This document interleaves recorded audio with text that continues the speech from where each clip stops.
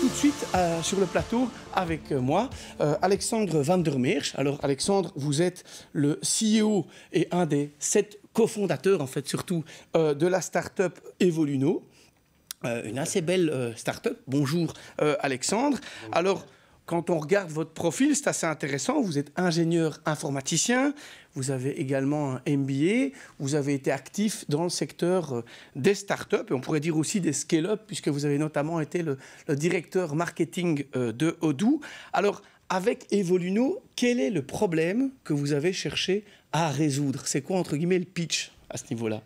Eh bien, on s'est attaqué au problème de la santé mentale en Belgique, qui, comme vous le savez, est un problème majeur pour la Belgique, puisqu'il y a aujourd'hui plus de personnes en invalidité en Belgique que de chômeurs indemnisés, plus de 450 000 personnes, et on estime que 40% d'entre eux environ le sont pour des problèmes de santé mentale. Donc sur 400 000, ça fait quoi? Ça fait 160 000 personnes qui ne travaillent pas pour une raison de problème de santé mentale. Voilà.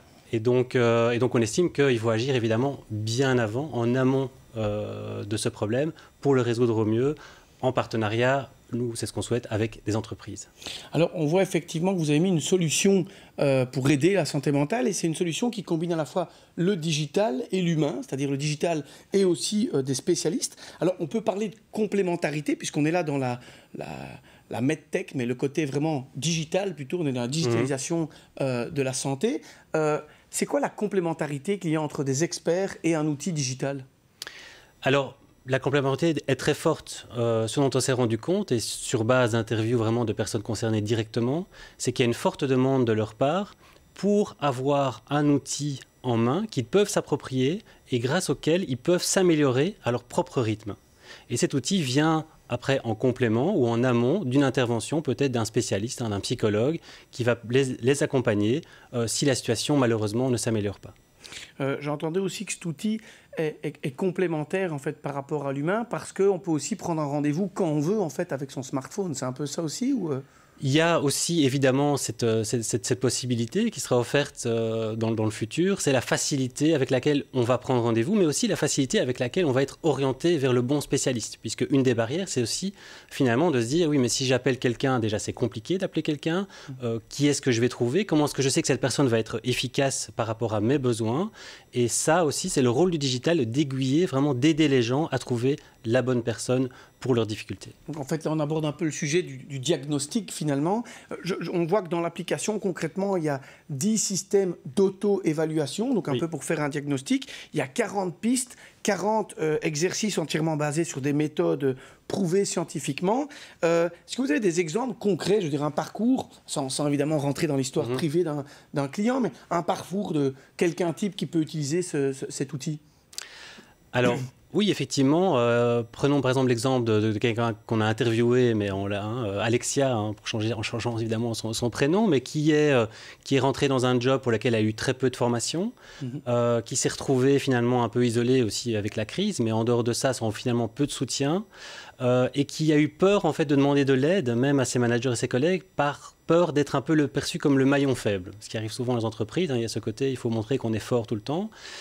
Mais sans demander de l'aide et sans savoir exactement ce qui était attendu d'elle et avoir les compétences, acquis les compétences nécessaires, elle s'est retrouvée finalement inévitablement dans un cercle vicieux dans lequel la qualité évidemment de son travail ne correspondait pas aux attentes et finalement avec des troubles dépressifs et un désengagement de son travail, quitte à presque devoir donner sa démission.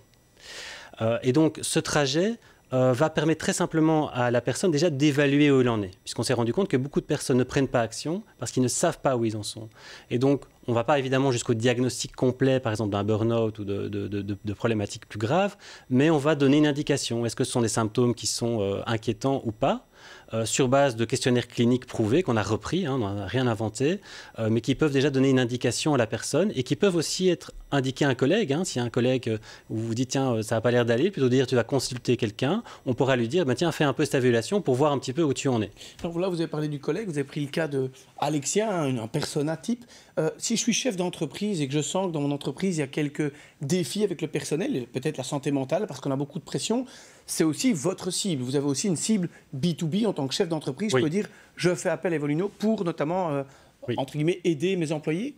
Tout à fait. Donc on se focalise effectivement sur les entreprises qui sont, on l'a vu aussi dans nos entretiens avec des chefs d'entreprise et des dirigeants de ressources humaines, très frustrés parce que ils sont demandeurs aussi d'aider leurs employés en général pour leur bien-être, parce que leur bien-être aussi est synonyme de productivité évidemment. Et puis d'un point de vue aussi moral, ils savent qu'ils doivent agir. Mais ils sont très frustrés parce qu'en général, les gens font appel à l'aide beaucoup trop tard. Et ils sont au courant de problèmes, que ce soit des burn-out, que ce soit des conflits graves, que lorsqu'on ne peut plus faire grand-chose en fait. Et donc, ils sont demandeurs aussi d'outils pour les aider et pour que leurs employés, leur personnel puissent prendre par lui-même, en toute confidentialité, puissent prendre action. C'est donc en fait une forme de moyen préventif. Alors tout ça évidemment c'est encadré, on voit que vous avez quelques spécialistes.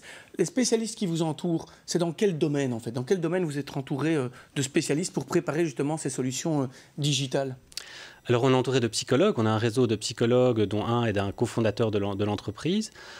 Et on a également des spécialistes digitales, de l'intelligence artificielle. Donc on est accompagné aussi par le réseau eHealth Valley qui nous a accompagnés, on en parlera après, dont on parlera après.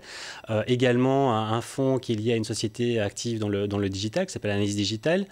Et en fait, c'est vraiment une multidisciplinarité qui est, on pense, la clé du succès dans ce domaine. C'est-à-dire c'est en combinant différentes disciplines et en mêlant leurs regards et en étant vraiment orienté par rapport aux besoins des personnes, qu'on arrive vraiment à faire la différence dans ce domaine. Alors, avant de conclure, on a vu aussi que vous aviez une mission sociétale. Donc, vous faites aussi certains services gratuitement pour un public cible bien défini, notamment pour les enfants. C'est bien ça que j'ai compris? Oui, donc notre but est de mettre à disposition gratuitement tout ce qui concerne les enfants aux personnes concernées, c'est-à-dire les parents et tout ce qui est personnel éducatif, enseignants autour des enfants, pour vraiment sensibiliser à la question du bien-être dès le plus jeune âge et s'assurer qu'effectivement ces personnes soient conscientes des difficultés que peuvent avoir des enfants et mettre en place déjà également elles-mêmes des actions plus efficaces pour prévenir les troubles mentaux qui concernent, on le sait aussi, les enfants comme les adolescents.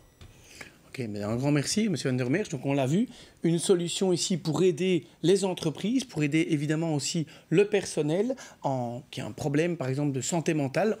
En crise ici, Covid, c'était effectivement, on n'a pas su en parler, mais un grand challenge avec des solutions aussi gratuites. Donc si vous êtes le patron d'une entreprise et que vous voulez aussi de manière préventive soutenir vos équipes, n'hésitez pas à faire appel à Evolino. On l'a vu, une digitalisation de la santé mentale, un outil à découvrir en tout cas.